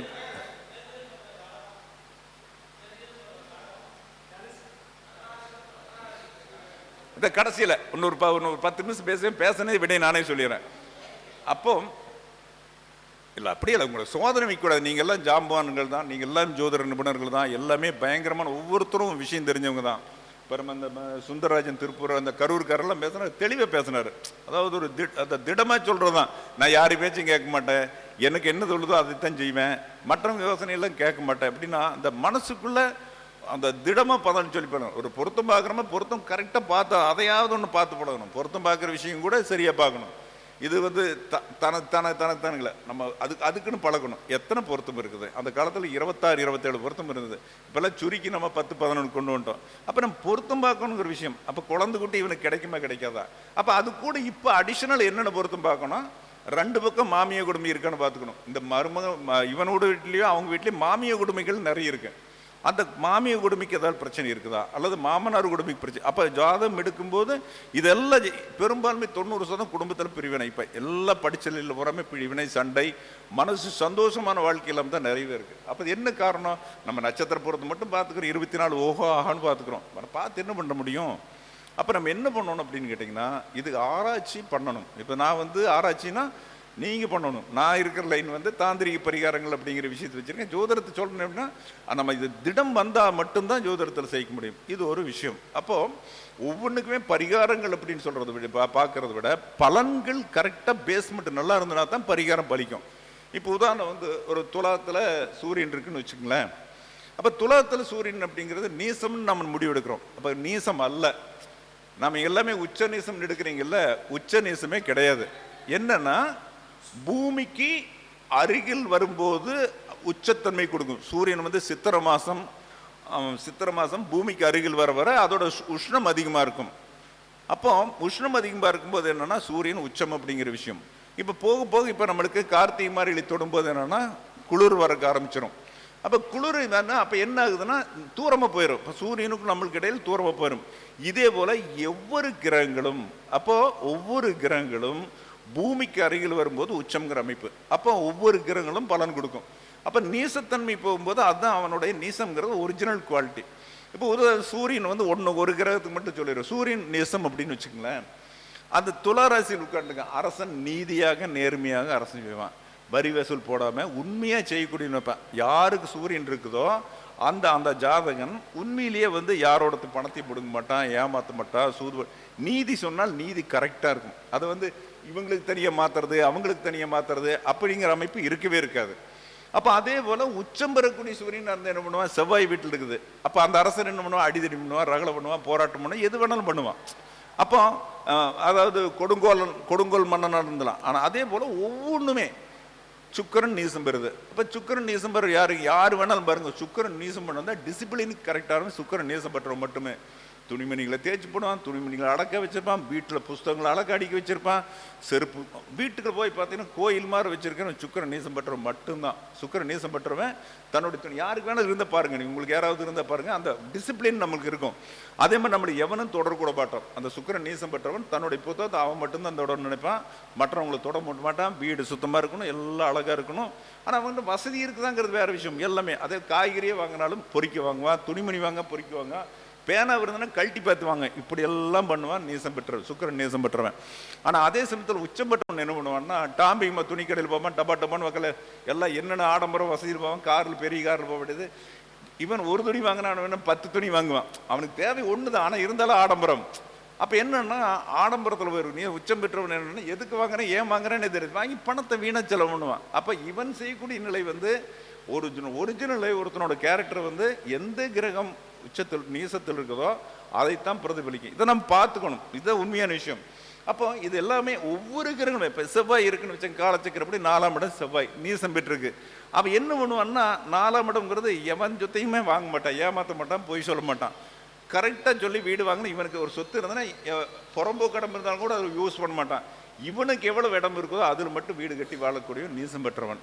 இதே உச்சம் பெறும்போது சனியோட வீட்டில் பக்கத்து இடத்தெல்லாம் பிடிக்குவேன், எங்கெங்கே இருக்கிறதெல்லாம் பிடிப்பேன், அடி திருப்பி விடுவேன். ஏன்னா அங்கே சனியோட வீடு, சனிக்கும் செவ்வாய்க்கு ஆகாது, அடித்து பிடிச்சிவாங்க. அப்போ ஒவ்வொரு கிரகங்களுமே இப்படியெல்லாம் நிலைகள் இருக்குது. அப்புறம் அதுக்கு மேலே வந்து சட்வர்க்க பலன்கள், அப்புறம் அதே மாதிரி சட்பலம்னு ஒன்று இருக்குது. அது சட்வர்க்க பலன்கள், சட்பலம், இது போகிற விஷயங்கள், அஷ்டவர்க்க பலன்கள், இப்படி நிறைய ஓடிட்டு இருக்கு. ஒன்றை மட்டும் வச்சு நம்ம வந்து ஜட்ஜ்மெண்ட் பண்ணிடக்கூடாது. ஒன்றை மட்டும் வச்சு ஜட்ஜ்மெண்ட் பண்ணால் தப்பாக போயிடும். நிறைய புள்ளிகள் இருக்குது. நம்ம ஒரு விஷயத்தை விட்டு ஒரு கிரகங்கள், இப்போ சட்பலம் எல்லாத்துக்குமே தெரியும், நீங்கள் படிச்சிருப்பீங்க. அப்போ சட்பலத்தை ஆராய்ச்சி பண்ணணும். இப்படியெல்லாம் நிறைய ஆராய்ச்சி பண்ணி பலன் சொல்லும்போது நாம் வந்து ஆனால் கொஞ்சம் it will get some time. நம்ம அது போடுறோம். இப்போல்லாம் வந்து அந்த காலத்தில் மேனுவலாக போடணும். இப்போ வந்து கம்ப்யூட்டர் மொபைல் அடித்தோம்னாவே எல்லாம் சட்வர்க்கம், தசவர்க்கம், அஷ்டவர்க்கம் என்னென்ன வேணும் வந்துடுது, எல்லா பலன்களும் வந்துடுது. ஆனால் சொல்ல வேண்டும், எல்லாத்தையும் சொல்லணும். இப்போ அஷ்டவர்க்கம்னா அஷ்டவர்க்கத்தை வச்சே ஒரு கோச்சார பலன் சொல்லணும்னா அஷ்டவர்க்க வச்சு தான் சொல்லணும். அப்போ கிரகம் என்ன பலம் வாங்கியிருக்குது அப்படிங்கிற விஷயம் நம்மளுக்கு தெரிஞ்சு போயிடும். அப்போ எப்போ எந்த சமயம் நம்மளுக்கு ஒரு சனி வந்து மேசத்தில் இருக்குது, 2 பரல் வாங்கியிருக்குன்னா ஆல்ரெடி அது நீசம் 2 பரல் இருந்தால் அந்த சமயத்தில் செவ்வாய் எந்த வீட்டுக்கு, சனி எந்த வீட்டுக்கு சம்மந்தமானவனோ வரும்போது பலன் நடக்காது. அப்போது பலன் அப்படிங்கிறது என்னென்னா, அந்த இது எல்லாமே கற்றுக்கணும், எல்லா விஷயத்தையும் கற்றுக்கணும். திக் பலங்கிறது கற்றுக்கணும். அதே மாதிரி ஒரு அவஸ்தைன்னு ஒன்று இருக்குது. அந்த கிரகமான ஒவ்வொரு அவஸ்தையில் இருக்கும். அந்த 5 அவஸ்தையில் இருக்கும். இந்த 5 அவஸ்தைகள் நடு அவஸ்தை தான் வந்து யவனம், நல்ல இளமையான வயசு. அப்போ அது இளமையான வயசுங்கிறது 12 to 18 டிகிரி. அப்போ ஒருத்தனோட ஜாதகத்தில் வந்து 12 to 18 டிகிரியில் இருக்கிறது வந்து நல்லா வேலை செய்யும். அது கடைசிக்கு போது விருத்தன், மரணம், இப்படி மரண அவஸ்தைங்கிறது கடைசி 6 டிகிரி. அப்போ மரண அவஸ்தையில் ஒரு கிரகம் வந்து திசைபுத்தி நடக்கணும், ஓஹோன்னு பலன் சொன்னீங்கன்னா அடிபடுறதுக்கு ஆரம்பிச்சிடும். அப்போ இதெல்லாமே எடுக்கும்போது நிறைய எடுத்து வச்சு நம்மளுக்கு வழங்கக்கூடிய குலதெய்வமோ இஷ்ட தெய்வமோ உபாசன தெய்வம், இந்த தெய்வத்தை மனசில் நினச்சிட்டு நீங்கள் சொன்னீங்கன்னா விட தப்பு வராது. எல்லாமே குரு ஆசி. நம்ம குருவை தொடாமல் எதை தொட்டாலும் நடக்காது இந்த விஷயம். அதுக்காகத்தான் காணிக்கை வாங்கும்போது 1 ரூபா சேர்த்து வாங்குறோம். அந்த 1 ரூபா யாருக்கு கொடுக்கணும்? குருவுக்கு கொடுக்கணும். வருஷத்தில் ஒருக்காவா 6 மாதம் குருவை சந்திக்கும் போது 51 வாங்கினாலும் சரி, 500 வாங்கினாலும், 5000 வாங்கினாலும், 50,000 வாங்கினாலும் அந்த 1 ரூபா வந்து குருவை சேர்ந்தது. அந்த குருவுக்கு என்ன பண்ணணும்? வருஷத்துக்கு ஒருக்கா போய் அந்த குருவுக்கு வந்து நான் சம்பாரிச்சிருக்கேன், நான் படித்தேன் அப்படிங்கிற விஷயத்தை கொண்டு போய் கொடுத்துட்டு வரணும். இதில் வந்து குருவுக்கு ஒன்றும் வெக்கம் பார்க்கக்கூடிய, எனக்கு 1வது சொல்லி கொடுத்த குரு இன்னும் உயிரோடு இருக்கார். வாத்தியார் பள்ளி 1வது படிக்கிற போது இன்னும் எனக்கு அந்த வாத்தியார் இருக்கார், இன்னும் அவரை போய் தொட்டு கும்பிடுகிறேன். அப்போ அவங்க ஆசீர்வாதம் வாங்கணும். அப்போ என்னன்னா எப்பவுமே குரு ஆசி இருந்துகிட்டே இருக்கணும். வெக்கம் பார்க்கக்கூடாது. போய் தொட்டு கும்பிடுறோம், மதிப்பு, இதில் நம்மளுடைய கிரீடம் போகவே போகாது. எப்பவுமே குரு தொடுது. அதனால தான் வந்து அவங்க காலச்சக்கரப்படி 9ஆம் இடம் குருவையே வச்சுருக்காங்க. அப்போ காலச்சக்கரப்படி 9ஆம் இடம் குரு. அதே மாதிரி ஒவ்வொரு ஸ்தானத்துக்கும் அதுக்கு தகுந்த மாதிரி தான் குருமார்கள் அமைவாங்க. அது பார்த்துக்க, அது வந்து இங்கே உங்கள் ஜோதிடத்தில் உங்களுக்கு எல்லாத்துக்கும் தெரியும். அப்போ இதெல்லாம் தெரிஞ்சுக்கிறதுக்கு என்னென்ன அடிப்படை விஷயம் என்னென்னா, அதில் பக்தி, ஜோதிடத்தில் இன்வால்மெண்ட் இருக்கணும். ஏன்னா வந்து காலதேச வர்த்தமானம், காலையில் யாரும் சொன்னாங்க, காலதேச வர்த்தமானம், ஜாதி, மதம், நிறம், பேதம், சுருதி, யுக்தி. அப்போ சுருதிங்கிறது நம்மளுக்கு மூலப்பாடல் நிலை தெரியணும். அதை வந்து யுக்தி அடிப்படையில் சொல்லும்போது தான் பலன் எடுபடும். அதனால் பார்த்துங்க, எல்லாம் நீங்கள் கெட்டிக்காரர் தான். நீங்கள் நாளுக்கு நாள் வளரணும், நிறைய ஜோதிடம் சொல்லணும். இப்போ அதில் பார்க்குற போது நம்பர் 1 கிரகம் அப்படிங்கிற போது சூரியன் அப்படிங்கிற அடிப்படையில் வந்திருக்காங்க. அப்போ சூரியன் யார் அப்படின்னா அரசன் அப்படிங்கிற விஷயம் சொல்கிறாங்க. அப்போ நம்ம என்ன பண்ணுறோம்னா, சூரியனுக்கு வந்து பரிகாரங்கள்ங்கிறதெல்லாம் கிடையவே கிடையாது. வழிபடுதல் தான் அங்கே இருக்கிற விஷயமே. வழிபடுதல் தான். ஒரு விஷயத்தை மாற்றி நம்ம எதுவும் பண்ண முடியாது. பரிகாரங்கள் அப்படிங்கிறது வழிபடலாம். இப்போ சூரியனுடைய மூலிகைங்கிறது வந்து எருக்கலை. இது என்ன பண்ணுவோம், அந்த வெள்ளை எருக்கலையாக இருந்தாலும் கூட நம்ம என்ன பண்ணுறோம்னா, இந்த எருக்கலை வந்து இந்த கத்தியில் வெட்டுப்பட்டுருக்கூடாது, நல்ல உயரமான இடத்துல இருக்கணும். இந்த கெட்ட டிச்சு தண்ணி இது மாதிரி இடமோ மயான மாதிரி இடத்துல எல்லாம் இருக்கக்கூடாது. அது மாதிரி இருக்கக்கூடியது வந்து நல்லா அந்த பொதுவாக வந்து சூரியனுக்குரிய நாள் அப்படிங்கிறது வந்து சூரியனுக்கு வந்து எருக்கலை. அப்போ சூரியனுக்குரிய நாளில் போய் நமக்கு ஞாயிற்றுக்கிழமை நாள் வந்து அந்த குரு உரையாக இருக்கணும். அந்த நேரத்தில் போய் தோண்டி எடுத்து அதில் வந்து ஒரு சின்ன வேர் கொண்டு வச்சாலும் வீட்டில் வந்து அந்த சூரியனோட சக்தி வந்து பேசும். அது தாயத்தில் போட்டுக்கலாம். அப்போ வந்து அதில் விநாயகர் செய்கிறதும் உண்டு, வெள்ளரிக்கையில் வந்து விநாயகர் செய்கிறதும் உண்டு, அது மாதிரி வச்சுக்கலாம். அல்லது அந்த வேர் எடுத்துகிட்டு வந்து கருக்கி மை செஞ்சு அந்த சூரியனோட சக்தி பூரா வேலை செய்யும். இல்லை எனக்கு அதெல்லாம் முடியாது அப்படின்னா அந்த செடிக்கு தண்ணி ஊற்றி விளக்கு வச்சுட்டு ஞாயிற்றுக்கிழமை அந்த அந்த விளக்கு அதுக்கு நல்லெண்ணெய் விளக்கு தான் வைக்கணும். பொதுவாக வந்து எந்த தெய்வத்துக்கு நல்லெண்ணெய் விளக்கு வைங்க, அப்போ தான் கர்ம தோஷம் போகும். அந்த தோஷத்தை போகக்கூடிய சனி பகவானுடைய எண்ணெயான எள்ளெண்ணெயில் மட்டும்தான் கர்மா போக முடியும், மற்ற எந்த எண்ணெயும் போகவே போகுது. வீட்டில் வந்து நல்லெண்ணெய் தவிர இந்த நல்லெண்ணெய் தவிர எதுவுமே யூஸ் பண்ணாதீங்க. இந்த நெய் வைக்கிறது அது வைக்கிறதெல்லாம் எதுவுமே யூஸ் பண்ணாதீங்க. கற்பூரம் வந்து எனக்கு எதுக்குமே வசதி இல்லைன்னு கட்டிக்கற்பூரம் சின்னதாக கட்டிக்கற்பூரம் ஒரு 1/4 கிலோ 1/2 கிலோ வாங்கி வச்சுங்க, மிளகு சைஸ் உருட்டி வச்சுக்கோங்க. எக்கசமப்பட்ட வீடெல்லாம் புகையாரு, அழகாக சின்னதாக ஒரு குறுமிளகு சைஸ் உருட்டி வச்சு அந்த கற்பூரம் எரிய வரைக்கும் ஜெபம் பண்ணுங்க, போதும். இதுதான் போதும். மனசு வித்தவுட் ஆசிலேஷன். உங்களுக்கு என்ன தேவையோ அதை மனசில் நினைங்க. நான் நல்லா இருக்கணும், உலகம் நல்லா இருக்கணும், உலகம் நல்லா இருக்கணும் வேண்டுங்க, எல்லாம் நாம் நல்லா இருப்போம். இதுதான் ஆசீர்வாதம். அப்போ நம்ம உலகத்தில் நாம் இருக்கோம், அப்போ நாமளும் நல்லா இருப்போம். எல்லாருமே நல்லா இருக்கும்னு நினைக்க நாம் நல்லா இருப்போம். அதில் மாற்றங்க. பணம் வேணுமா? இப்போ உதாரணம் வந்து பெரும்பாலும் பணம்ங்கிற பிரச்சனை போயிடுது. பணம் என்ன, 50 லட்சம் கொடுத்துட்டேன், 20 லட்சம் கொடுத்து ஏமாந்துட்டேங்கிற விஷயம் இருக்குது. காரணம் என்ன? அதாவது அவன் ஜாதகப்படி ஏமாறணுங்கிற விதி இருக்குது. அவன் கொடுத்தாச்சு, 10 வருஷம் ஆச்சு கொடுக்கவே இல்லை, 20 வருஷம் வச்சு கொடுக்கல. நீங்கள் என்ன பண்ணுவீங்க? இப்போ நம்ம எல்லாக்கூட ஜோதிடங்கிட்ட மந்திரவாதிகிட்ட வர்றாங்க, நாம் என்ன பண்ணுவோம், ஜாதகத்தை வயசு பண்ணி சொல்லுவோம், மற்றபடி வழிபாடை வச்சு சொல்லுவோம், எது சொல்லுவோம். ஆனால் அவனுக்கு விதி அவங்ககிட்ட இருந்து போகணுங்கிற விதி இருக்குது, கண்டிப்பாக போயிடும். அப்போ இது வர வைக்க முடியுமானா அவனுக்கு ஏதோ ஒரு வகையில் பணம் வந்துன்னா தான் நம்மளுக்கு கொடுப்பான். அவங்ககிட்ட ஜீரோவாகி போயிட்டு அல்லது ஏமாத்துறவனா இருந்தால் வேற கணக்கு. அவன் சுத்தமாக ஜீரோவாகி போயிட்டான்னா அவங்ககிட்ட பணம் வந்தால் தான் கொடுக்கணும். அல்லது அதுக்கு வந்து அவன் வந்து நல்ல நிலைமையில் இருக்கு, அவங்ககிட்ட வாங்கக்கு தாந்திரிக பரிகாரம் தான் பயன்படும். தாந்திரிக பரிகாரத்தில் அதுக்கு ரகசியங்கள் வச்சுருக்கோம். அந்த ரகசியத்தை நேரத்தில் நம்ம அடிக்கணும், அடித்தோம்னா அவன் வந்து பணம் கொடுத்துருவான். அது இன்னும் ஒன்றும் ரகசியம் ஒன்றும் கிடையாது. இந்த புஷ்கர நவம்சம்னு ஒரு விஷயம் ஒன்று இருக்குது. புஷ்கர நவம்சம்னா சூரியனோட நட்சத்திரத்தில் 1வது பாதமும் 4வது பாதமும், சந்திரனோட நட்சத்திரத்தில் 2வது பாதமும், செவ்வாய்க்கும் புதனுக்கும் கிடையாது, குருவோட நட்சத்திரத்தில் 2வது பாதமும் 4ஆம் பாதமும், சுக்கிரனோட நட்சத்திரத்தில் 3வது பாதமும், சனியோட நட்சத்திரத்தில் 2வது பாதமும், ராகுவோட நட்சத்திரத்தில் 4வது பாதம் புஷ்கர நவம்சம். இந்த நேரத்தில் நீங்கள் பணம் கொடுங்க, இந்த நேரத்தில் கேளுங்க. கேட்டிங்கன்னா பணம் வந்துடும். யாருக்கிட்ட வேணாலும் ஒரு பக்கம் கொடுத்தாச்சு அப்படின்னா சண்டை போட வேண்டாம். சண்டை போட்டால் பணம் வராது. ஏன்னா இந்த காலம் வந்து அப்படி தான், நம்ம கொடுத்து ஏமாந்தாச்சு. ஸோ வந்து சண்டை போட வேண்டியதில்லை. ஐயா உனக்கு எத்தனையோ கஷ்டமாக இருக்குது, நீ ஊருக்கு போகிற யார் கொடுத்தீங்கன்னு பரவாயில்ல, எனக்கு கொடு அப்படின்னு சொல்லி கேட்டு ரெக்வஸ்டேஷன், பணிவு, அன்பை, பாசமாக கேட்டால் எவனாக இருந்தாலும் கொடுத்துருவான். அப்போ இந்த நேரத்தில் கேட்டிங்கன்னா கொடுத்துருவான். இந்த நேரத்தில் என்ன பண்ணோம்னா, நம்ம வழக்கமாக வீட்டில் இருக்கக்கூடிய கிராம்புன்னு ஒன்று இருக்குது. இந்த கிராம்பு நல்லா இடித்து பொடி பண்ணி வச்சுக்கோங்க. இடித்து பொடி பண்ணி வச்சுட்டு அதை என்ன பண்ணால் அந்த கரெக்டாக அந்த புஷ்கர நாமத்தில் நெத்தியில் வச்சுக்கோங்க. எதில் வைக்கணும்? பன்னீரில் கலந்து நெத்தியில் வச்சுக்கோங்க. வச்சுட்டு பணம் கேளுங்க. வீட்டில் வந்து நம்மளுக்கு தொழில் நல்லா இருக்கும்னா அந்த நேரத்தில் தீபம் வைங்க. எந்த ஒரு காரியம் நடக்கணும்னாலும் அந்த நேரத்தில் ஒரு பூஜை பண்ணுறோம், ஒருத்தருக்கு ஹோமங்கள் எதாவது பண்ணுறோம், புஷ்கர நாமத்தில் விளக்கேற்றுவீங்க. புஷ்கர நாமத்தில் மோதிரம் போடுறதில் எப்படின்னு கேட்டிங்கன்னா கண்ணை மூடிட்டு போடக்கூடாது. எப்போ புஷ்கர நாமஸ் வருதுன்னு பார்த்துட்டு நகைக்கடையிலேயே போய் அந்த நேரத்தில் வாங்கி போடுங்க. ஏன்னா நம்ம வீட்டில் வந்து கஷ்டம்னா ஏன் கல் போடணும், நம்மளுக்கு கஷ்டமாக இருக்கிறதுக்காக கல் போடணும். மறுபடியும் நம்ம வீட்லேயே கஷ்டத்துக்குள்ள கல் போட்டிங்கன்னா அந்த ஸ்டோன் நல்லா வேலை செய்யாது. ஸ்டோன் என்ன பண்ணணும், எந்த இடத்துக்கு போகிறோமோ அந்த இடத்துக்கு போய் அங்கேயே அந்த நகைக்கடையிலேயே குறிப்பிட்ட ஏன்னா அங்கே நகைக்கடையில் யார் இருக்கா? லட்சுமி இருக்கா. அப்போ நகைக்கடையிலேயே போய் அந்த குறிப்பிட்ட நேரத்தில் வந்து நான் போடுறேன், நான் எதுக்காக போடுறேன்னு சங்கல்பம் மனசில் வேணும். நமக்கு வந்து எனக்கு தேவையான பணம் வரணும், உங்களுக்கு எனக்கு இப்போ இது போடுறதுனால எனக்கு இது வந்து எதுக்காக போடுறோமோ, பணத்துக்காக போடுறோமோ. பொது பணம் தான் மனுஷன் வாழ்க்கை, ஹியூமன் பீயிங் மனுஷன் தான், பணம் தான் முக்கியம், மற்றதெல்லாம் கிடையாது. தொழில் ஓடணுங்கிற விஷயம் இருக்குது, பணம் ஓடணுங்கிற விஷயம். அப்போ என்னென்னா பணம். அப்போ பணம் சம்மந்தம் எனக்கு நிறைய வரணும், தேவையான பணமெல்லாம் நிறைய வரணும், மனசில் சங்கல்ப் பண்ணிட்டு போடணும். எனக்கு தேவையான பணமும் நான் போய் எந்த இடத்துல இருக்கணும்னா அந்த வீட்டில் பண கஷ்டம் இருக்கக்கூடாது. அதை நினச்சி கரெக்டாக புஷ்கர நாமத்தில் போடுங்க, கஷ்டமே வராது. வீட்டில் கொண்டு தயிர் போட்டு கலக்கிறது, மோர் போட்டு கலக்கிறது, சந்தனம் போடுறது, சாம்பிராணி போடுறது எதுவும் வேலை செய்யவே செய்யாது. அதே மாதிரி மோதிரத்தை வந்து போடுற போது என்னென்னா மோதிர விரலை மட்டும்தான் போடணும். அதுக்கு ரிங்கு ஃபிங்கர்னா அந்த காலத்தையும் சொல்லியிருக்கேன். தமிழ்லையும் மோதிர விரல் இதை மட்டும் தான் சொல்லியிருக்கேன். நீங்கள் ஒன்று மட்டும் போட்டால் போதுமானது. ஒரே ஒரு கல் உங்களுக்கு பயன்படுத்தி என்ன இருக்குதோ அந்த காலத்தில் என்ன பண்ணுவாங்க, என்ன கல் உங்களுக்கு அனுமானத்தில் பெரிய எல்லாம் எல்லாமே விற்பனர் இருப்பீங்க. உங்களுக்கு எது சரியான கல்லாக தோணுதோ அந்த கல்லை போட்டுக்குங்க. ஏன்னா நான் வந்து கல்லை நான் பொதுவாக சொல்கிறேன், அது சரியான நேரத்தில் போடணும், நேரம் மட்டும்தான் சொல்லியிருக்கேன். அதே போல் பஞ்சபட்சி சாஸ்திரத்தில் அரசு அப்படின்னு ஒரு விஷயம் ஒன்று இருக்குது. பஞ்சபட்சியில் அரசு. இந்த அரசு நேரத்தில் நீங்கள் என்ன கேட்டாலும் கிடைக்கும், யாருக்கிட்ட கேட்டாலும் கிடைக்கும் அதுங்கிற விஷயம். அப்போ அரசு நேரத்தில் தீபம் போடலாம், அரசு நேரத்தில் தீபம் போடலாம், அரசு நேரத்தில் ஒரு பயணம் போகலாம். எல்லாமே வந்து என்னென்னா பஞ்சபட்சியில் அரசு நேரத்தை தொட்டு நம்ம செய்யலாம். ஒருத்தருக்கு வர்றாங்க அப்படின்னா கூட ஒரு வேலையில் ஒரு புதுசாக ஜாயின் பண்ண போகிறான், புதுசாக வந்து ஏதாவது நம்ம பண்ண போகிறோன்னா அவங்களுடைய அரசு நேரத்தில் அப்ளிகேஷன் போட்டால் இவங்க ஜெயிச்சிருவாங்க. இப்போ இது போல் இதில் வந்து சூச்சகங்கள் நிறைய இருக்குது. இப்போ ஒரு குழந்தையே இருக்குன்னா அந்த குழந்தையோட அரசு நேரத்தில் போட்டால் தான் குழந்தை நல்லா படிக்கும். ஸ்கூலில் சேர்த்துறது அட்மிஷன் போட்டது வந்து குழந்தைக்கு அரசு நேரம் பார்த்து இப்போ எல்லாம் பஞ்சபட்சி பார்த்து தான் பண்ணணும். இல்லையே புஷ்கரநாமம் பார்த்து ரெடி பண்ணிக்கணும். உள்ளே விடுறது எல்லாம் நாக்கில் அங்கே போக முடியல, நாக்கிலே நம்ம எழுதி விடலாம். நாக்கில் வந்து ஓம் அப்படின்னு போட்டுவிட்டு கரெக்டான நேரத்தில் நாமளே போட்டுவிடலாம். ஒரு அரிசி எடுத்து சரஸ்வதி நடிச்சிட்டு ஓம்னு எழுதி விட்டிங்கன்னாவே வந்து சரஸ்வதி உடனே அந்த நாக்கில் விழுந்துருவான்.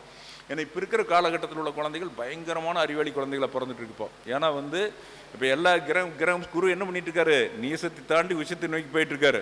அப்போ உச்சத்தை நோக்கி போகும்போது இப்போ இருக்கக்கூடிய கட்டம் அப்படிங்கிறது என்ன அப்படின்னு கேட்டிங்கன்னா, மேசத்தில் இருக்காரு, உன்னை அடுத்தது வந்து ரிஷபத்துக்கு வரார், அப்புறம் மிதுனத்துக்கு போகிறார், கடகத்துக்கு பலன்வன் நோய். அப்போ எல்லா குழந்தையுமே இப்போ அறிவாளி குழந்தைகளை பிறந்திருக்கு. நீங்கள் யாருக்கிட்ட பார்த்தீங்களா, ஒரு தடவை படித்தா ஞாபகம் சுத்திக்கும், கெட்டிக்காரத்தனமாக இருக்கும், சுறுசுறுப்பாக இருக்கும், நல்லா மார்க் வாங்கும். 1-2 வேணால் வந்து குறும்புத்தனம் பண்ணுமோ, ஆனால் எல்லாமே படிப்பில் 0 இல்லாத நிலையில் இருக்கும் குழந்தைகள். இந்த குழந்தைகள் அவ்வளோ அபரிதமாக படிக்கும். அப்போ நம்ம என்ன பண்ணோம்னா, நாம் வந்து படினெல்லாம் உட்காந்து வைக்க டிக்ஷன் பண்ணிக்கூடாது. ஆல்ரெடி அதுக்கு மைண்ட் செட்டில் இருக்கும். அந்த மைண்ட் செட்டில் இருக்கிறத நம்ம வந்து சொல்லிக் கொடுக்கணும். செய்யாதுன்னு சொல்லி குழந்தைக்கு எதுவும் சொல்லக்கூடாது. செய்யாதுன்னு சொன்னால் குழந்தை அதுதான் செய்யும். ஸோ வந்து செய்யாதீன்னே சொல்லக்கூடாது, நாம் செய்ய ஆரம்பிக்கணும். குழந்தை கெட்டு போகிறது காரணம், வீட்டில் சிகரெட் அடிப்பேன் பார்த்துட்டே இருக்கும், குறிப்பிட்ட வயசாச்சுன்னா பழகிக்கும். தண்ணி அடிக்கிறது, வீட்டுக்கு வர்றது இப்போ எல்லாம் பெரும் நடைமுறையில் என்னென்னா நாம் மாறும்போது தான் குழந்தை மாறும். ஏன்னா நிறைய அனுபவத்தில் உள்ள விஷயங்கள். எதுக்கு அப்படின்னா, நான் ஒரு ரொம்ப காலத்துக்கு முன்னே ஏற்கனவே சொன்ன விஷயங்கள் தான், ஒவ்வொரு நிகழ்ச்சியில் சொல்கிற விஷயங்கள் தான். ஒரு பையன் டீச்சர் அடிச்சிருவான், குழந்தைகள் அடிப்பான், எல்லாத்தையும் அடிப்பான். அவன் பையன் 4வது படிக்கிறான். அப்போ சொல்கிறாங்க, இவன் என்ன இப்போ ரொம்ப குறும்பு பண்ணுறான், இவன் என்ன பண்ணுறது அப்படின்னு சொல்லி கேட்குறாங்க. அப்போ என்கிட்ட வந்தாங்க, ஸ்கூல் விட்டு விலைக்கு சொல்லிட்டாங்க, பட் வந்து அவங்க நம்மகிட்ட வர்றாங்க. அப்புறம் அவங்களுக்கு என்ன சொன்னேன் அப்படின்னு கேட்டிங்கன்னா, அந்த பையன் நைட் எத்தனை மணிக்கு தூங்குவான்னு கேட்டேன். அவன் வந்து ஒரு 9 மணிக்கு தூங்குவான். தூங்குறம்போது என்ன பண்ணுங்க, வெளியே உட்காந்துக்குங்க.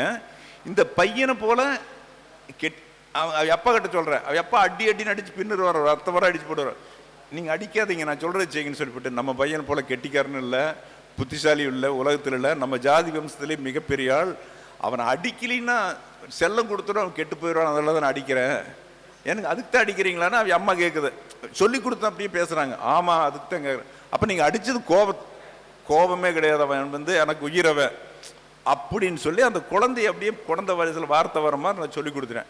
அப்புறம் அடுத்த நாள் காலையில் என்னன்னா அப்படியே ஸ்கூலுக்கு போகிறோம், போயிட்டு வந்தோம். அப்புறம் சாயந்தரம் முன்னொரு விஷயம் சொன்னேன். சாயந்தரம் எத்தனை மணிக்கு வருவோம்னா 5 மணிக்கு வருவோம். கூட்டிக்கு கடைக்கு போய் பணம் எடுத்துகிட்டு வாடான்னு சொல்லுங்கள், வண்டியில் உட்கார் கூட்டிகிட்டு போங்க. டேய் என்னடா பர்ச்சேஸ் பண்ணணும், வீட்டுக்கு வாங்கடா அப்படின்னு சொல்லுங்கள். பையன் பொறுப்பில் விட்டுருங்க, பையனை கேர் பண்ணதுனால தான் எல்லாம் பிரச்சனையாயிட்டு இருக்கு, பையனை ஃபாலோ பண்ணுங்கன்னு சொன்னேன். ஸோ வந்து என்னென்னா, இது மாதிரி ஒரு விஷயங்கள் வாழ்க்கையில் நடக்கிறதுல என்னென்னா, நம்ம வந்து கரெக்டாக அந்த சூழ்நிலை சைக்காலஜி உளவியலும் நம்மளுக்கு தெரிஞ்சிருக்கணும். ஒரு பொண்ணு ஓடி போகிறதுக்கு என்ன காரணம், அதை யார் முடிவு பண்ணி பாருங்க பார்க்கலாம். வீட்டில் அப்பா அம்மா கண்டுக்கவே மாட்டாங்க. துணிமணி போட்டு துணி நல்லா இருக்குன்னு ஒரு அப்பா அம்மா பாராட்டியிருக்கான்னு பார்க்கலாம். அவன் கொத்திட்டு போகிறவன் என்ன பண்ணுவான், துணி நல்லா இருக்குது, சட்டை நல்லா இருக்குது, அது நல்லா இருக்குது, இது நல்லா இருக்குன்னு ரசிக்கிறதுக்கு ஆரம்பிச்சிருவான். ஒரு அப்பா அம்மா வந்து தன்னோட குழந்தை அழகாக இருக்குது, 40 ரூபா, டேய் கெட்டிக்கார சூப்பர், பாஸ் பண்ணிக்க போதும், நல்ல துணிமணி இருக்குது, ஏன்னா நான் பார்த்து போய் கொடுக்குறேன், ஏமா அது நல்லா இருக்குது, அது நல்லா இருக்குன்னு துணிமணி வாங்கி கொடுக்கணும். இப்போ என்னென்னா அதாக போய் செலெக்ஷன் பண்ணி அதாக பண்ணும்போது என்னென்னா அங்கே இதையும் அன்புங்கிறது இல்லாமல் போயிடுது. அப்போ அப்பா கிட்டவோ அம்மா கிட்ட அன்பு இல்லாமல் போயிடுது.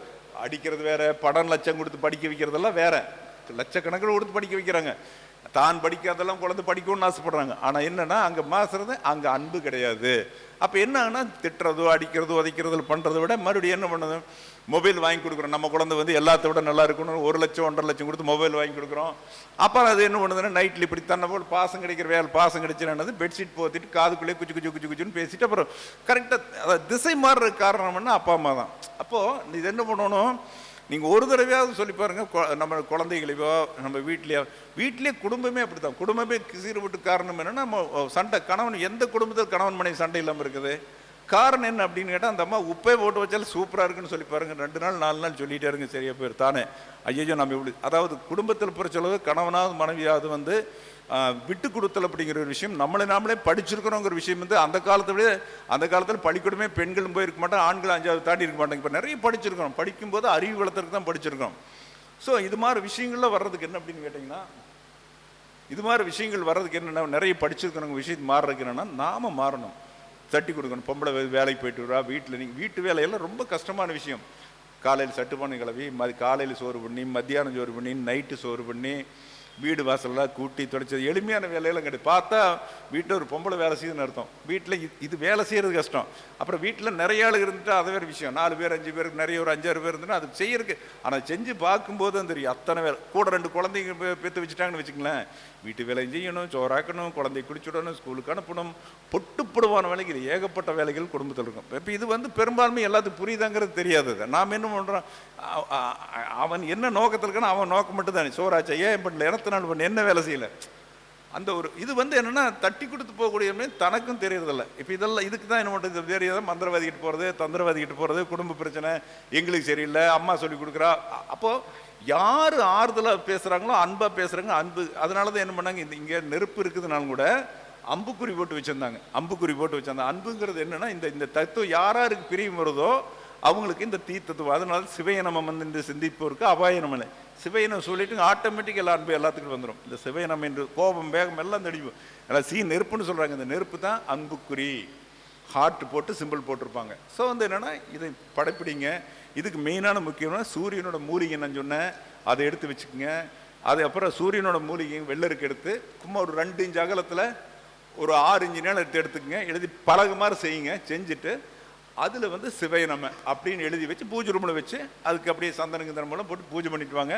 சிவயனம சொல்லிட்டு வாங்க. வேறு எதுவுமே தவிர வாழ்க்கையில் டோட்டலாக நீங்கள் என்னென்ன ஜெயிக்கணுன்னாலும், காசு பணம் பேரும் புகழும் இதெல்லாம் என்னென்ன செய்யணும் அப்படின்னு கேட்டிங்கன்னா, காலையில் 5 மணிக்குள்ள முடிச்சிடணும். மீறினா 6 மணிக்குள்ள முடியும். ஒருத்தர் எந்திரிக்கிறதுக்கு முன்னே பண்ணிடணும். நைட் 3 மணிக்கு மேலே ஆரம்பிக்கலாம். 5 மணிக்கு மேலே தியானம் பண்ணுங்க, தவம் பண்ணுங்க, உங்கள் ஆசைகளை பூரா ஜபம் பண்ணுங்க. மனசு உள்ளார்ந்த அன்போடு பண்ணுங்க, ஃபீலிங்கோடு பண்ணுங்க. எனக்கு என்ன வேணும், ஒன்றும் வேண்டாம், எனக்கு அது கூட கஷ்டமாக இருக்குது அப்படின்னா நவகிரக மந்திரத்தை 108 தடவை காலையில் எழுந்திரிச்சிடும். படுக்கையில் இருந்தேன், நன்றி இறைவா, எனக்கு வேணுங்கிற காசெல்லாம் கொடுத்து இன்றைக்கி நிறைய கொடு. அப்போ ஆதித்தாய் சோமாய் மங்களாய் புதராய் குரு சுக்கரை சரி பேச்சராகவே எதுவே நமங்க இது ஒரு 108 தடவை சொல்லுங்க. மழை பெய்யும், நீங்கள் சொன்னதெல்லாம் நடக்கும், வாக்கு பழிக்கும். ஏன்னா 9 கிரகத்தை நம்பித்தான் நம்ம ஜோசியம் சொல்கிறோம். அப்போ 9 கிரகத்தை வழிபடும் போது 9 கிரகங்களை நம்மளுக்கு வழி கொடுக்கும். அது எந்த கிரகம் மோசமே கிடையாது. 7.5 சனி சரியில்லை, எங்கே சரியில்லை, 7.5 சனி எவன் கெட்டு போயிருக்கான், எல்லாம் நல்லா இருக்கு.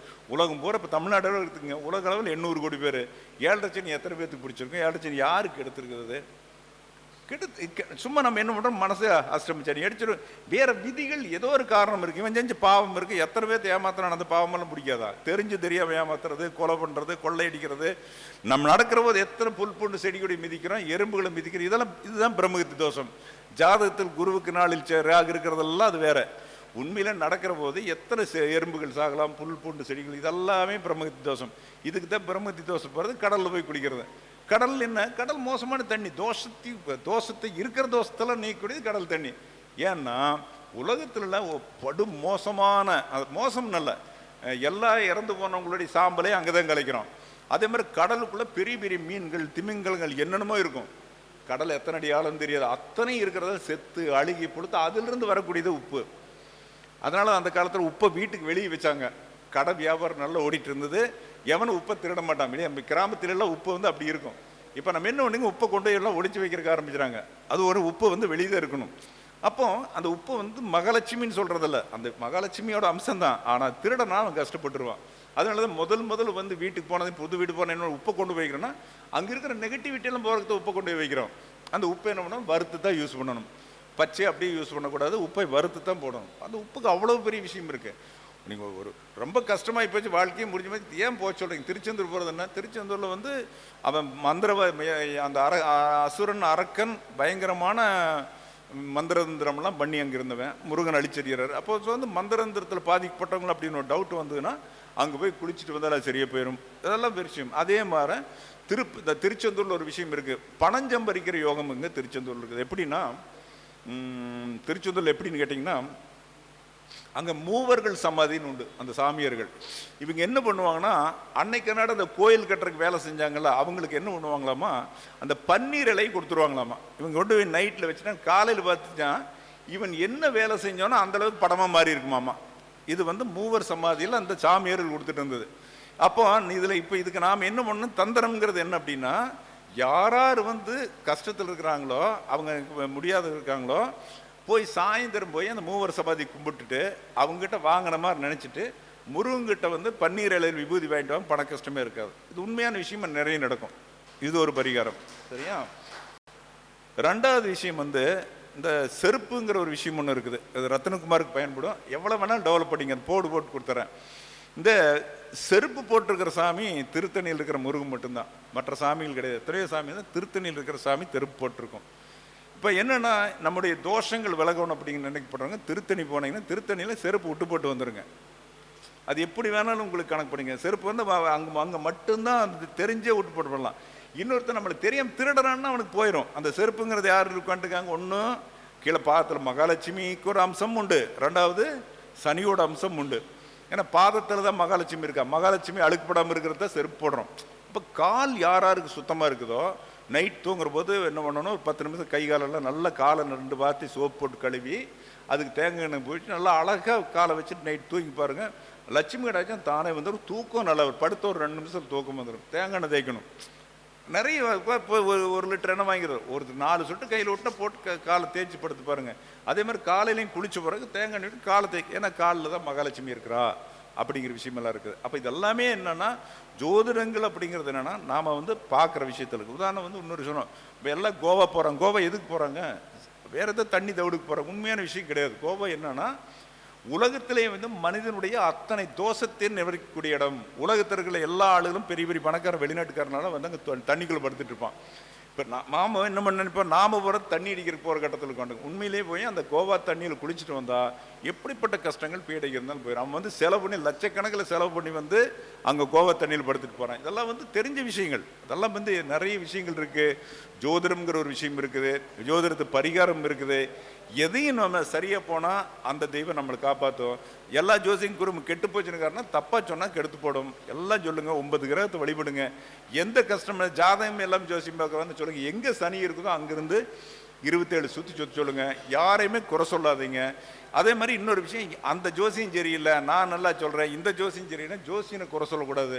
அது அவங்கவுங்களுக்கு எவ்வளவு சரக்கு இருக்குதோ அவ்வளோதான் கிடைக்கும். அந்த நம்ம வரும்போது எல்லாத்துக்கும் தூத்துக்குடியில் கிடைக்கிற மாதிரி முத்து கிடைக்காது, அதே மாதிரி சங்கு கிடைக்காது.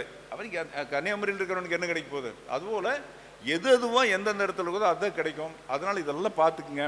அப்போ பொதுவாக வாழ்க்கையில் ஜெயிக்கான வாய்ப்புகள் வர்றதுக்கு என்ன பண்ணணும்னா, சரியானது தேர்ந்தெடுங்க, நீங்களாக முடிவெடுங்க. அதாவது ஜோதிடத்தை திடமாக சொல்லுங்கள், பரிகாரங்களை திடமாக சொல்லுங்கள், உண்மையான பரிகாரம் சொல்லுங்கள். எல்லா பரிகாரம் வேலை செய்யும். அதெல்லாம் எளிமையான வேலைகள். அதே மாதிரி எல்லாத்தையும் அன்னதானம். இப்போ நான் காலையில் பேசிகிட்டு இருந்தாங்க, அந்த சொல்லும்போது நம்ம இவர் விஜய் பூபதிராஜன் சொன்னார், அந்த திதி கொடுக்க அந்த சாமி வழிபாடுங்கிறது அமாவாசனைக்கு தான் குலதெய்வங்கள், அதில் மாற்றம் கிடையாது. அதை நம்ம வழிபட்டு வரணும். கூட இளநீ ப்ளஸ் நல்லெண்ணெய், இளநீ வச்சு கும்பிட்டா தான் குலதெய்வத்தோட அருள் கிடைக்கும். இளநீ வைக்கணும். கூட என்ன பண்ணலாம், இளநீ வச்சாலே போதுமானது, நல்லெண்ணெய் தெய்வம் வச்சா போதுமானது, குலதெய்வத்துக்கு வரும். இப்போ எனக்கு குலதெய்வமே தெரியலேன்னு அப்படின்னு கேட்டாங்கன்னா, நம்மளுக்கு இந்த மூலிகையில் நொச்சி செடி இருக்குது.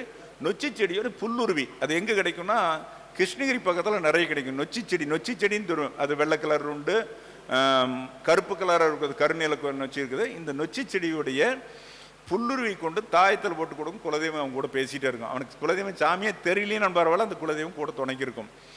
அப்போ இந்த குலதெய்வங்கிறது என்னன்னா, குலதெய்வத்தை பிள்ளைனா குலம் வளர குழந்தை கிடைக்காது. குளம் யாருக்கு குழந்தை பிரச்சனை இருக்குதோ, நொச்சி செடியை வீட்டில் வச்சு நெய் விளக்கு போட்டு வளர்த்திட்டு வர சொல்லும், குழந்தை கிடைக்கும். இல்லையா அந்த நொச்சி புல்லுருவியை நாமளே ரெடி பண்ணி கொடுக்கலாம். நொச்சி புல்லுருவியை ரெடி பண்ணி தாயத்தில் போட்டு கொடுத்துட்டா கண்டிப்பாக குழந்தை புத்திர பாக்கியத்துக்கு கேரண்டியே கிடைக்கும். இதெல்லாம் நம்மளுக்கு சின்ன சின்ன குட்டி குட்டி பரிகாரங்கள் தான், நிறைய பரிகாரங்கள் தான் நம்ம வழிபடணும். எந்த திசாநாதனோ அந்த திசாநாதனுடைய நம்ம பாக்கெட்டில் வச்சுட்டாலே வேலை செய்யும், அந்த மூலிகையில் வச்சுட்டாலே வேலை செய்யும். அல்லது வீட்டில் தண்ணி ஊற்றலாம். நம்ம ஒரு அரச மரம் இருக்குது, நம்ம பிடிங்கிட்டு வர முடியாது. ஸோ வந்து அரச மரத்தன்னைக்கு போய் நம்ம தண்ணி ஊற்றலாம், ஒரு சொம்பு தண்ணி ஊற்றலாம். இதுக்கு நம்ம சொல்லுவோமே, ஒவ்வொரு சனிக்கிழமையும் சாயந்தரம் காலையில் 6லேருந்து 8க்குள்ளே கொஞ்சம் தண்ணி கொண்டு போய் ஊற்றி அந்த அரச மரத்தை தொட்டு கூட மகாலட்சுமி உன்னுடைய அருள் பரிபூர்ணமாக இருக்கணும், காசு பணம் கிடைக்கணும், பேர் போல் கிடைக்கணும், வேண்டுதல் பண்ணிட்டு வாங்க, விடாமல் பண்ணிட்டு வாங்க. ஏற்கூட வேலை இல்லாதவங்களுக்கு வேலை கிடைக்கும், குழந்தை இல்லாதவங்களுக்கு குழந்தை கிடைக்கும். தொழிலுக்கு நம்பர் 1 பரிகாரம். தொழிலெல்லாம் வந்து விடாமல் பண்ணிட்டு இருந்தோம்னா அந்த இடத்துல இவன் படித்த வேலைக்கு தகுந்த மாதிரி அதை விட வச்ச வேலை கிடைக்கும். இதெல்லாம் பிரபஞ்சமானது, எல்லாமே இயற்கை இருக்குது. ஆனால் என்னென்னா எதையுமே நம்ம பரிசுத்தமாக இருக்கணும், யாரையும் மோசமாக சொல்லணும், குளிச்சு நம்ம புனிதமாக இருக்கணும். எங்கள் காலத்துலலாம் கோயிலுக்கு பழனி போவோம். எப்படி போவோம்னா போகும்போது கீழே சரவண பொய்களை குளிச்சுட்டு தான் மேலே ஏறுவோம். இப்போல்லாம் வந்து பஸ்லேயே போனாலும் கூட்டமாக போனாலும் குளிக்கிறதெல்லாம் கிடையாது. அவன் தீட்டோட வந்தானா, நல்லது வந்தானா, கெட்டது வந்தானாங்கிறது தெரியவே தெரியாது. ஸோ அது கோயிலுக்கு போகும்போது தெய்வத்தை மதிக்கும் போது நம்ம அவ்வளோ பவ்யமாக இருக்கும். பணமே கொடுத்தோம்னா 2 கையில் நீட்டு அவ்வளோ பவ்யமாக வாங்கணும், பவ்யமாக கொடுத்து போகலாம். அப்போ தான் லட்சுமி தங்குவா. இப்படி வீசுறது, பண்ணுறது, கோபத்தில் பிடிங்கி வீசுறது, இதெல்லாம் வந்து அந்த லட்சுமிகிட்ட காமிச்சா லட்சுமி போயிடுவான். கோபத்தில் இருக்குது உதறது, பணத்தை எவ்வளோ தடவை தொட்டு கும்பிட்டு ஒருத்தன் கொடுத்தானே இப்படி வாங்கணும், பவ்யமாக வாங்கணும். கொடுக்குற போதும் பவ்யமாக வாங்க, பணம் நம்மகிட்ட தங்கும். அப்போ பணத்தை லட்சுமியும் மதிக்கணும். அப்போ ஒரு ரூபாய் இருந்தாலும் மதிக்கணும். அதே மாதிரி கீழே கிடந்துன்னு எடுக்கக்கூடாது. நம்மளுக்கு ஆண்டவன் என்ன கொடுத்துருக்கானோ, சம்பாரித்து வேலைக்கு வருதோ அதை ரோட்டில் கிடக்குது அதெல்லாம் எடுக்கக்கூடாது. இதெல்லாம் பண்ணிட்டு வந்தோம்னா கண்டிப்பாக மிகப்பெரிய அளவுக்கு வாழ்க்கையில் ஜெயிக்கக்கூடிய வாய்ப்பு இருக்குது. இதெல்லாமே வந்து இதுக்கெல்லாம் வந்து பண்ணணும். 2வது விஷயம் என்னென்னா, இந்த குலதெய்வம் இதெல்லாம் காட்டி இருக்கிறது உபாசனை தெய்வங்கள்னு ஒன்று இருக்குது. இப்போ உபாசனை தெய்வங்கள் எல்லாமே இந்த கிருஷ்ணமூர்த்தி கேபி சிஸ்டத்தை கண்டுபிடிச்சவர் வந்து அவர் உச்சிஷ்ட கணபதி உபாசகர். அவர் வந்து தினசரி காலையில் 6 மணிக்குள்ளே உச்சிஷ்ட கணபதி பூஜை பண்ணி ஹோமம் பண்ணி முடிச்சு போட்டு தான் வெளியே ஜோசியம் பார்க்க ஆரம்பிச்சிருப்பார். அப்போ சொல்ல ஆரம்பிப்பார், ஆய்வுக்கு போவார். அப்போ அதில் வந்து ஒரு கொண்டு மணி தப்பு வராது. அப்போ வந்து வாக்கில் வரக்கூடியது உச்சிஷ்ட கணபதி அற்புதமான விஷயம். அது ஒரு கோயில் எங்கே இருக்குன்னு பாருங்கள். அந்த உச்சிஷ்ட கணபதி கோயிலுக்கு போய் வழிபட்டு வரலாம். அது எங்கே இருக்குன்னா திருவாரூர் கோயிலில் வந்து உள்ள உச்சிஷ்ட கணபதி இருக்குது. திருநெல்வேலியிலையுமே ஒரு பக்கம் உச்சிஷ்ட கணபதி கோயில் இருக்குது. எங்கே இருக்குன்னு பார்த்துட்டு நீங்கள் இப்போ நம்மளுக்கு கூகுள் ஆண்டவன் இருக்கிறார், எதை கேட்டிங்கனாலும் கொடுப்பார். தட்டி டப்பா நடிச்சு where is God Uchchhishta Ganapathi உடனே லொக்கேஷன் இருக்கிற எந்த தமிழ்நாட்டில் எங்கே இருக்கிறதோ போட்டு தள்ளிடுவாங்க. உலக அளவில் எங்கே இருக்குன்னு வந்துடும். நம்மளுக்கு எந்த ஊர் கேட்டாலும் சொல்லிடுவாங்க. அந்த அளவுக்கு கூகுள் ஆண்டவன் பலமாக இருக்கான். ஸோ வந்து இப்போ இருக்கிற விஷயங்கள் வந்து விஞ்ஞானமானது மிகப்பெரிய வளர்ச்சி. அந்த காலத்தில் தேடணும், ஒரு நல்ல செய்தி பரவணும்னா ஒரு எவ்வளோ நாள் ஆகும், ரொம்ப ரொம்ப ரொம்ப ரொம்ப படம். இப்போல்லாம் நொடி தான். எந்த மூலையில் இருந்தாலும் சரி, இப்போ சந்திர மண்டலத்துக்கு போகிறாங்க, அப்படியே செயற்கைக்கூட அப்படியே நம்மளுக்கு கண்ணுக்கு தெரியுது. இத்தனை விஷயங்கள் இருக்குது. ஸோ வந்து நீங்கள் எல்லாமே வந்து குருமார்கள், நீங்கள் பார்த்தால் கோடி தோஷம் போகும். இதை ஞாபகம் வச்சுக்கோங்க. யாருக்கு நீங்கள் யார் குரு, ஒருத்தர் முன்னால் வந்து உட்காந்து ஜோசியம் நீங்கள் குரு பார்த்தேன்னா அவன் தோஷம் பூரா போயிருமில்ல, மறுபடியும் தோஷம் இருக்குன்னு சொல்லி பயமுறுத்தக்கூடாது. உனக்கே இப்போ நம்ம பார்த்தா தோஷம் போயிடுது, மறுபடியும் அவனுக்கு தோஷம் இருக்குன்னு எதுக்கு பயமுறுத்துறது? அப்போ நமக்கு நம்ம சொல்லும்போது நம்ம குருவாக இருக்கணும். அவன் தோஷம் போயிடுன்னு சொல்லி நம்ம சொல்கிறோம். பரிகாரம் அவன் சொன்னால் நம்புறானாங்கிறது வேறு விஷயம்.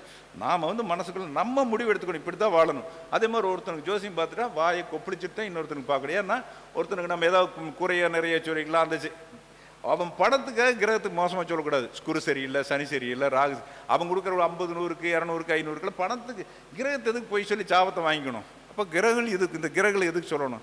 இதெல்லாம் வந்து என்னுடைய அட்வைஸ் எல்லாம் என்னுடைய அனுபவங்கள். அதனால் கிரகத்தை மோசமாக சொல்கிறதோ, அதை சொல்கிறது, இது சொல்கிறதோ. உதாரணம் ராவணன் உங்களுக்கு தெரியும். ராவணன் என்ன பண்ணால் அவன் சேர் சுற்றிலையுமே என்னன்னா நவகிரகங்களை சுற்றி வச்சு எல்லா கிரகங்களையும் 11ஆம் இடத்துல உட்கார வச்சான். ராகு உட்பட எல்லாத்தையும் தூக்கி உட்கார வச்சான். 11ல் எல்லா கிரகமும் வேலை செய்யும் அப்படின்னு கொண்டு போய் வச்சான். அப்போ 11ல் இருந்த கிரகம் என்ன பண்ணாருன்னா, சனி பகவான் என்ன பண்ணார் அப்படின்னு கேட்டீங்கன்னா, அப்படியே தூக்கி 12ல் அவனுக்கு பிடிக்கிற கால் எடுத்து வைக்கிறாரு. அவங்க 12க்கு தூக்கி வைக்கிற போது உடனே 2 தடவை ராவணன் பார்க்குறான். 3 தடவை என்ன பண்ணுறான், தன்னோட கதாயத்தால் அடிச்சுறான், டபான்னு அடித்து தூக்கி போட்டுறான். அடித்ததையும் கால் முண்டியை பார்த்தா மந்தனானது காரணம் அதுதான். அடித்து போட்டது என்ன பண்ணார், இவனுக்கு கோபம், டேய் நான் இப்போ அப்படின்னு சொல்லி அப்படியே தன்னுடைய காலில் வந்த ரத்தத்தை உருண்டையாக பிடித்து அவனுக்கு தெரியாமல் அவன் சீட்டு கடியில் போட்டுறாரு. லக்கணத்தில் மாந்தி, இதுதான் மாந்தி. அப்போ பிடிச்ச அந்த உருண்டையை பிடிச்சி போட்ட பிறகு அவனுக்கு பிடிச்சது 7.5 பிடிச்சிடுது. அப்போது அதே கட்டத்தில் என்ன பண்ணால் சனி கொண்டு ரூமில் அடைச்சி வச்சுருந்தான், கண்ணை கட்டி வச்சுருந்தான். உடனே என்ன பண்ணான், இவன் இருந்துட்டு சனி என்ன பண்ண அப்படின்னப்பல, எல்லாம் என்னை எவனும் பண்ண முடியாது, நான் 11ஆம் இடத்துல உட்காருங்க, எல்லாம் நல்லா செய்வானுங்க அப்படின்னு சொல்ல. அப்போ என்ன பண்ண இவர் என்ன பண்ணால், நம்ம ஆஞ்சநேயத்தை போய் கண்ணை கட்ட ஊத்துறது, நல்லா பாடுற அப்படின்னு கண்ணை அதை சனி பிடிக்கிற. இப்படி தான் இப்போ நாம் தெரியாமல் சொல்கிறோம், நாம் தெரிஞ்சு நம்மளுக்கு விஷயங்களை அனுபவத்தில் வாங்கிக்கிறோம். ஸோ வந்து ஒரு நல்ல தருணம். ஏன்னா இன்னும் பேசுகிறவங்க நிறைய இருக்காங்க. நானே நம்புறேன்னு பேசிட்டு இருந்தால் சரி வராது. ஏறக்குறைய நம்ம வீடியோ இல்லை பதிவு செஞ்சுட்டு யோசிக்கிறாரு, என்னடா இவ்வளோ நேரம் பேசிட்டு இருக்கிறேன்னு, பிரயோஜனம் பேசிட்டு இருக்காருன்னு நினச்சிட்டு இருக்கிறாரு. அவருக்கும் கோபம் வருமில்ல, ஒரே விஷயத்தை எவ்வளோ திருப்பி திருப்பி கேட்குறது. வித்தியாசமாக ஒரு 10 பேர் பேசினா 10 தலைவர்களுக்கு அவருக்கு கேட்குறதுக்கு சந்தோஷமாக இருக்கும். ஸோ ஒரு நிகழ்ச்சி, ஒரு நல்ல தரமான நிகழ்ச்சி. இந்த நிகழ்ச்சி பூபதிராஜன் ஐயா, விஜய் பூபதிராஜன் ஐயா நாளுக்கு நாள் வளரணும். அவருடைய அதாவது வளரணும்னா எப்படின்னா, வளர்ந்துட்டார், அவரோட வளர வைக்க வேண்டியதில்லை. அவருக்கு இருக்கிற சரக்கு யாருகிட்டும் இல்லை, ஜோதிட சரக்கு. ஏன்னா அப்படியே ஒரு மணி நேரம் நிறைய பேசினார், நான் கவனித்தேன். சரக்கு நிறைக்குது, சரக்கு வச்சிருக்கேன், சரக்கு வச்சுக்கோமா, சரக்கு வச்சிருக்கிறாரு. உனக்கு விற்கிறதுக்கு எப்படி விற்கணும்னு சொல்லி பிளான் பண்ணாருன்னா, விற்றுட்டு தமிழ்நாடு அளவு இந்திய அளவு பெரிய அளவுன்னு சொல்லி வாழ்த்துக்கள் கூறி உங்கள் அனைவருக்குமே நீங்கள் எல்லாமே குருமார்கள், அனைத்து குருமார்களுக்கும் அனைத்து ஜோதிட சக்கரவர்த்திகளுக்குமே ஆசீர்வாதம் சொல்லி, இங்கே மேடையில் இருக்கிறவங்க எல்லாருமே தான், எல்லாத்துக்கும் ஆசீர்வாதம் சொல்லி என்னுடைய ஒரு சின்ன உரையை முடித்துக் கொள்கிறேன். நன்றி, வணக்கம். மருதமலை குருஜி மாதிரி எந்த மீடியா கேட்டாலும், எந்த டிவி சேனலை கேட்டாலும் டக்குன்னு சொல்கிறதுக்கு ஒரு குருஜி இல்லை, சரிங்களா? அப்போ 40 வருஷம் அனுபவம், 2 லட்சம் மாணவர்களுக்கு மேலே, இன்றைக்கும் எந்த மீடியாவிலையும் வராமல் இன்னும் 40 வருஷம் அப்படியே சிங்கமாட்ட இருக்காருன்னா, உண்மையாலுமே அவர் மருதமலை குருஜி தான், சரிங்களா? ஏன்னா அந்த மருதமலைங்கிறது பாம்பாட்டி சித்தருடைய உள்ள இடம், சரிங்களா? அடுத்தது முருகனை வெளியில் கொண்டு வந்ததே தேவர் பிலிம்ஸ் தான். தேவர் பிலிம்ஸ் தான் அந்த முருகனுடைய படத்தை எடுத்து மக்கள் மத்தியில் பயங்கரமாக கொண்டு வந்த இடம் மருதமலை தான். அதனால் ஐயா அவர்களுக்கு சங்கத்தின் சார்பாக நம்ம சித்திரை நட்சத்திரம் அவர் பொன்னாடை போற்றி கௌரவப்படுத்துவார். ஒரு நிமிஷம் எந்திரிச்சு நின்று கை தட்டுங்க.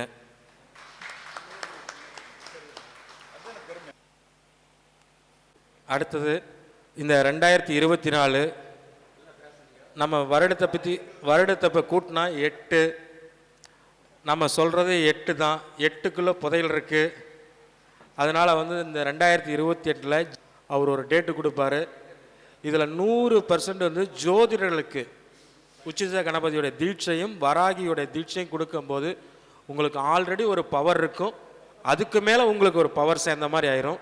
ஒரு நாள் வகுப்பு காலையில் 9 மணிக்கு யாகம் ஆரம்பித்து ஒவ்வொருத்தருக்கும் உபதேசனம் கொடுத்து அவங்களுடைய வாழ்க்கையில் எந்த அளவுக்கு முன்னேறக்கூடியங்கிறது ஐயாவுடைய வகுப்பு இருக்குது. முடிஞ்சவங்க கட்டாயம் இதில் கலந்துக்குங்க. உங்களுக்கு இந்த வராகி உபதேசனங்கிறது மேலே உங்களை கொண்டு போகும்.